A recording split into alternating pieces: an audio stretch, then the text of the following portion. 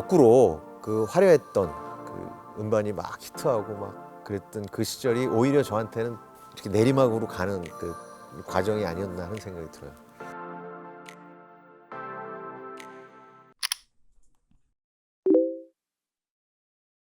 서울 음반에서 이제 실장님으로 계시던 조원익 형님이 유재하 음반 이제 제작하셨던 분인데, 이분이 서울 음반에서 나와가지고 프로덕션을 만든다, 가수가 좀 필요하다, 이런 얘기를 이제 들은 거예요. 제가 누구를 통해서 들었냐면, 제 1집의 한 반 정도를 조동익 씨가 편곡하고 그 반 정도를 박용준 씨, 그러니까 더 클래식의 박용준 씨가 이제 편곡하고 그랬는데, 조동익 씨가 이제 편곡했으니까 이제 인연이 맺어진 거잖아요, 관계가. 엄청 쫓아다녔어요, 제가. 그 형이 녹음을 한다 그러면은 무조건 가서 막 빌붙어가지고, 저는 이제 한 푼도 못 벌 때니까 제 별명이 그때 밥먹언니였어요, 밥먹언니. 그 이렇게 제가 녹음실에 딱 나타나잖아요. 그러면은 조동익 형님뿐만이 아니고 그때 그 녹음실에서 활동하시던 많은 뮤지션들이 저를 딱 보면 동준이 밥 먹었니? 그 굶고 다니니까 너무 좋아가지고요. 그러니까 음악하는 게 너무 좋아가지고 그 연주하고 녹음실에서 막 그 활동하는 게 무지하게 멋있어 보이고, 그리고 같이 있는 게 너무 행복했어요. 그때는 같이 그 형하고 같이 있으면은 괜히 막 뿌듯하고 막 그런, 녹음하는 과정도 재미있고 그래서 많이 쫓아다니고 그랬었죠. 조원익 씨가 새로운 회사를 만든다, 그래서 연결이 돼가지고 저 열심히 직업을 구하러 다니다가 가게 된 거죠. 그쪽에서도 저한테는 그렇게 큰 기대는 안 했었어요, 처음에는. 근데 노래는 좀 하는데 곡도 좀 쓰고, 그러니까 일단 그 작곡비가 안 들잖아요, 제가 곡을 쓰니까. 경제적으로 좀 녹음할 수 있겠다. 그때 이미 녹음하고 있었던 여가수가 한 명 있었어요, 정혜선 씨라고. 지금 다시 활동하고 있는데 아주 색깔이 아주 확실하고 멋진 뮤지션이죠. 유재하 음악경연대회 출신이고요. 친구가 이제 음반이 거의 다 완성이 돼 있었고, 그다음에 제가 들어가서 녹음을 하게 된 거죠. 방송은 이제 순위 프로그램에 이제 나가야 된다고 그래가지고, 순위 프로그램에 TV 같은 경우는 그렇게 해서 몇 번 나갔고요. 안 한 것도 있지만 못 한 것도 있고요. 이게 좀 폐쇄적이고 배타적이다 보니까 이렇게 가서, 사실 TV 한번 나가려면은 가서 막 살갑게 해야 되는데 그런 거를 잘 못하는 사람들이어가지고, 뭐 인기가 있어가지고 뭐 이렇게 나와라 그러면은 그럼 한번 나가보지 뭐 이런 정도의 어떤 상황이었기 때문에 굳이 뭐 TV에서 저희들을 부를 이유가 없었죠. 순위 프로, 순위가 있으니까 그냥 나갈 수밖에 없었던 상황이었고, 그때 대기실에서 저는 왕따 분위기였고요. 아무도 저한테 인사도 안 하고 그냥 저는 구석에 앉아서 그냥 기타 연습이나 하고 그냥 그랬었고요. 가끔 이제 김광석 씨가 TV 출연을 하게 되면 같이 있었고요. 저와 같이 그때 이제 순위 프로그램에서 순위를 다투던 그런 분들은 강수지 씨, 이상은 씨, 뭐 이런 분들 있죠. 근데 저는 그 기본적으로 대중교통 수단을 이용하고 하는데 불편한 거를 못 견디겠더라고요. 그 순위 프로그램에 가끔 나가면 알아봐요. 알아보는 사람 가끔 있어요. 그것도 이제 가끔 알아보는데 무지하게 불편하더라고요. 그리고 저는 사실 제가 이 방송에서 얘기해도 되는지 모르겠지만 저는 되게 그 허점이 많은 사람이거든요. 실수도 많이 하고 그냥 허술한 사람이에요. 그러니까 지금 만약에 제가 연예인으로 산다면 그 소셜 미디어 같은데 아마 엄청 올라올 거예요. 제 말이야 뭐 저 말을 그렇게 하더라, 뭐 욕하더라, 무슨 뭐 그런 얘기들 많이 할 거예요. 야, 저번에 거기서 봤는데 말이야, 걔 진짜 인간도 아니더라, 뭐 이런 얘기. 그러다 보니까 제가 그냥 편하게 사회생활 하는 게 좋더라고요. 근데 그 대신에 엄청 안 좋은 점이 있죠. 먹고 사는 데는 힘들어요. 가수가 얼굴이 안 알려지고 연예인스러운 그런 모습을 갖고 있지 않다는 거는 엄청난 두려움이 있어요. 어느 날 갑자기 밥을 굶게 되는 거죠. 그 공포를 제가 극복하고 여기까지 온 거예요. 그 대신에 제가 라디오 DJ는 하니까 라디오 DJ로 계속 하지는 못했지만 조금씩 하면서 여기까지 온 것 같아요. 운이 좋았죠. 전혀 못했는데요. 제가 하나음악에서 그 너를 사랑해 음반 녹음하면서 되게 큰 힘이 됐던 게 뭐냐면, 주변에 다 저 같은 사람들인 거예요. 버는 거 없이 무의도식하면서 어떻게든 이 바닥에 살아남은 자들, 선배고 후배고 그런 사람들이 가득 차 있는 거예요. 그 밥 한 번 얻어 먹으러 거기 오는 거예요.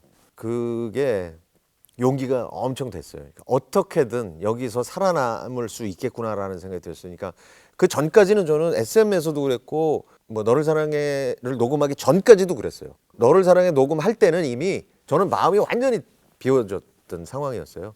녹음할 수 있는 기회가 오는 것만 해도 대단한 거고 이건 축복이고 나는 그냥 세상에 요거 조금이라도 도움이 되는 그런 노래 발표하고 그냥 뭐 안 되면 뭐 다른 일 하지 뭐 어차피 나 직장 찾으러 다니는데 뭐 이런 생각을 하면서 녹음을 했어요.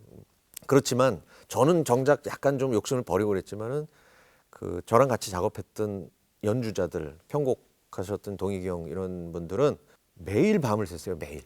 물론 저도 옆에 있었지만 참 감사한 그런 분들이죠. 그 덕에 제가 잘 된 것 같아요. 제 노래가 처음 나왔을 때 굉장히 신선하게 들렸던 거예요.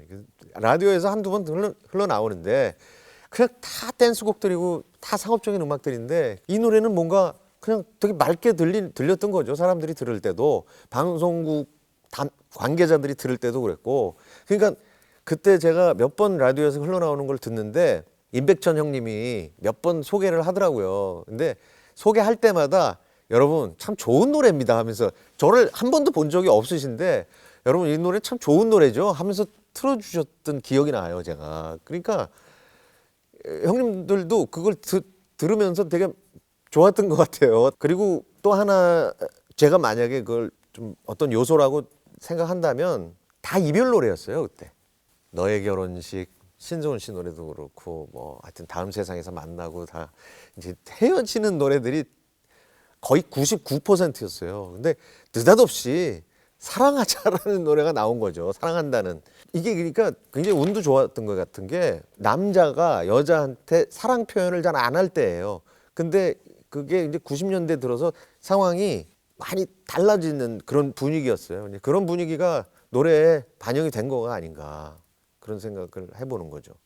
이별 노래에 반대되는 그다음에 여자한테 사랑한다라는 고백을 그냥 아주 직접적으로 하는 것들 그다음에 서태지와 아이들 부류의 노래들이 굉장히 많았던 것들 그거에 항상 반대에 서 있었던 거죠. 제가 오히려 그런 거에서 좀 덕을 본 게 아닌가 그런 생각이. 그 너를 사랑해 발표하고 이제 앨범이 잘 돼가지고 공연을 했죠. 그해 10월 달에 학전소극장에서 공연을 했고요. 2주 동안 했어요. 저는 이제 뭐 목이 그렇게 튼튼하지도 않고 그랬는데 하여튼 그렇게 공연을 하고 2주 동안 공연하고 목이 컨디션이 돌아오지 않은 상태에서 그 해 다음 해 2월에 또 공연을 했거든요. 또 2주 동안. 이제 목이 돌아올 수 없는 지경으로 돼가지고 가수 생활을 이제 못하는 지경까지 갔었던 거죠. 그래서 노래를 못했어요. 그래서 한 10년 이상 노래를 못하면서 지냈죠. 95년에 사랑의 서약이 나오죠. 근데 이제 좋은 컨디션은 아니었는데 곡이 워낙 좋아가지고 그 김광진 씨 곡이었는데 사랑의 서약이 워낙 곡이 좋으니까 자연스럽게 제가 활동을 거의 하지 않는데도 노래가 잘 됐죠. 결혼식 축가로 또 많이 불려가지고 그 대박까지는 아닌데 많이 팔렸죠. 근데 그 과정이 근데 그게 노래가 음원으로 가는 과정이었어요. 그게 그러니까 그때 이제 인터넷으로 공유하는 그런 시대가 되기 시작하고 막 그러면서 90년대 후반으로 이제 가게 되면서 이 제작 쪽에 어떤 변화가 많이 있었죠. 그래서 뭐 음반이 그렇게 많이 나가지는 않았는데 많은 분들이 기억해 주시는 것 같아요. 노래는 진짜 어렵게 완성했어요. 그때 그 한번 노래 녹음하는데 이병우 씨가 놀러 왔거든요. 서로 녹음하면 이제 많이들 놀러 오니까 어우 노래 그렇게 해갖고 되겠어요.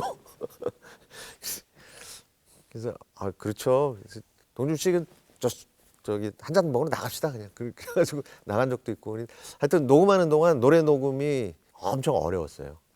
그런데도 뭐 아실지 모르겠지만 계약이 돼 있으면은 그걸 하긴 해야 되거든요. 그래서 노래에 관해서는 굉장히 아쉬움이 많이 남는 음반이죠. 열심히는 했지만 컨디션이 좋지 않았던 상황에서 했었고 그 이후에도 공연은 한 번도 못했고 먹고 살아야 되니까 행사는 가끔 했는데 노래하러 가면 이제 노래가 잘 안 되니까 창피를 많이 당하고 그랬죠. 점점 행사가 줄어들게 되고 저는 살면서 그런 생각 많이 하는데 그 암울했던 시절이 저의 어떤 가수 생활에 도움이 됐다고 그러는데 거꾸로 그 화려했던 그 음반이 막 히트하고 막 그랬던 그 시절이 오히려 저한테는 이렇게 내리막으로 가는 그 과정이 아니었나 하는 생각이 들어요. 그때 그래서 좀 힘들었어요. 네, 성대 결절인데 그 성대 결절이 좀 심하게 와가지고 제가 휘트니 휴스턴이 우리나라에 와서 공연을 했는데 목이 완전히 망가져 갖고 왔어요. 그 노래를 못하죠. 못할 수밖에 없어요. 제가 그 심정을 너무 잘 아는데 사람들은 비난하죠. 목이 저래 갖고 무슨 가수냐 와가지고 노래 엉망으로 부르고 저는 눈물이 나더라고요. 제가 그랬거든요. 이게 노래를 오랫동안 거의 한두 달 정도만 안 하잖아요. 그럼 이게 잊어버려요. 자기 발성을. 근데 저는 그거를 뭐 엄청 오랫동안 못 했거든요. 안 하고 계속 있었거든요. 괴로우니까 또 술 먹고 막 그러다 보니까 막 점점 밑으로 막 가는 거예요. 인생이. 자기 발성을 잊어버리니까 노래할 때 내가 어떻게 불렀었지 이게 안 되는 거예요. 그 성대 결절이 걸려서 노래를 못 하게 되면 누구나 다 그래요. 그래서 그거를 극복하는 사람이 많지가 않은데 방법이 있기는 하더라고요. 그러니까 창법을 바꾸는 거예요. 그 창법을 바꾸는 분들이 계세요. 대표적인 분이 양희은 씨예요. 양희은 씨가 창법을 바꾸시더라고요. 그러니까 젊었을 때처럼 노래하면 목이 배겨나질 못해요. 그래서 창법을 바꾸시더라고요. 이렇게 얘기하면 좀 너무 좀 낯이 뜨겁긴 한데 그 선한 영향력을 가지고 있는 노래였으면 좋겠어요. 이 노래가 세상에 이렇게 던져졌을 때 그 노래가 좋은 마음을 가지게끔 했으면 좋겠어요. 그 노래로 하여금. 제가 너를 사랑해 만들기 전에도 맨날 그렇게 기도했어요.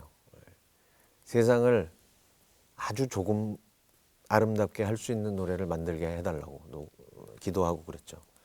지금도 여전히 그 생각은 같고요. 착하게 만드는 노래.